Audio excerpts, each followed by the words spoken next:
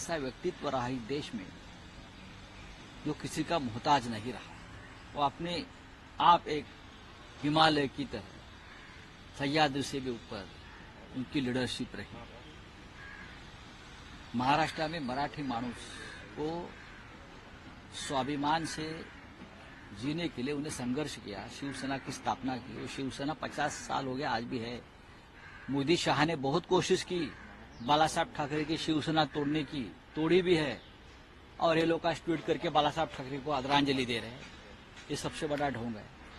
जो लोग मोदी जी और शाह जी जैसे, एकनाथ शिंदे जैसे, देवेंद्र फडणवीस जैसे लोग अगर बाला साहब ठाकरे जी को ट्विटर के ऊपर उनके सम्मान की बात करते हैं, वो ढोंग कर रहे हैं। बाला साहब ठाकरे का जो प्राण है वो शिवसेना है, उनके ऊपर आपने हमला किया है।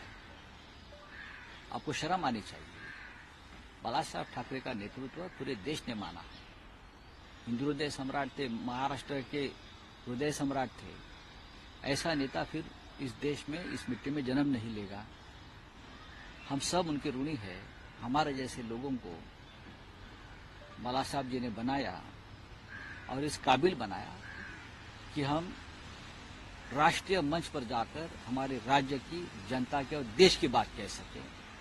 ये बाला साहब ठाकरे जी का योगदान रहा कि हमारे जैसे सामान्य लोगों को नेता बनाया, सांसद बनाया, मंत्री बनाया, मुख्यमंत्री बनाया।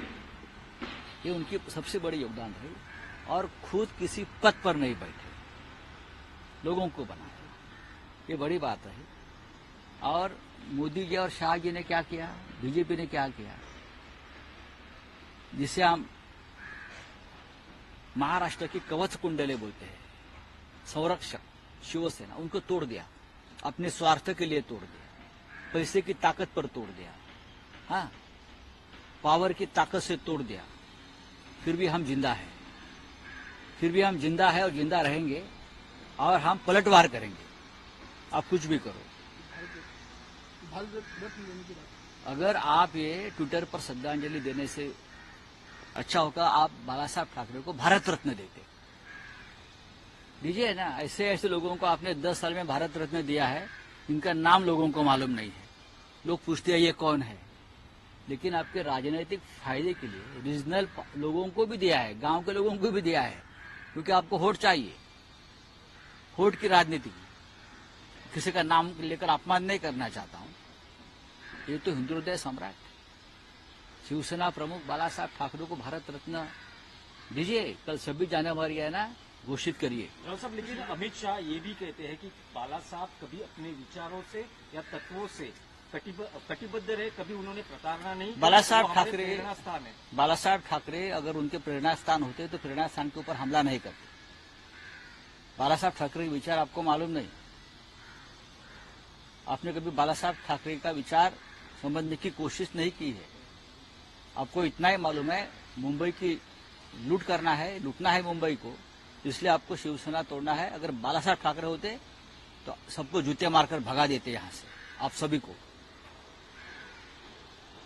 मुझे मालूम है बाला साहब ठाकरे, मेरी पूरी जिंदगी उनके साथ गई है। मुझे मालूम है क्या है बाला साहब ठाकरे। बाला साहब ठाकरे ने कभी अपने तत्वों से एडजस्टमेंट नहीं किया है। जरूर बाला साहब ठाकरे ने इंदिरा गांधी को समर्थन दिया था। इंदिरा गांधी आयरन लेडी कहा था। बाला साहब ठाकरे ने इमरजेंसी का भी समर्थन किया था। अमित शाह जी को शायद मालूम नहीं होगा। और बाला साहब ठाकरे जी के कांग्रेस पार्टी के साथ भी अच्छे रिश्ते रहे। बाला साहब ने कभी विद्वेष की राजनीति नहीं की।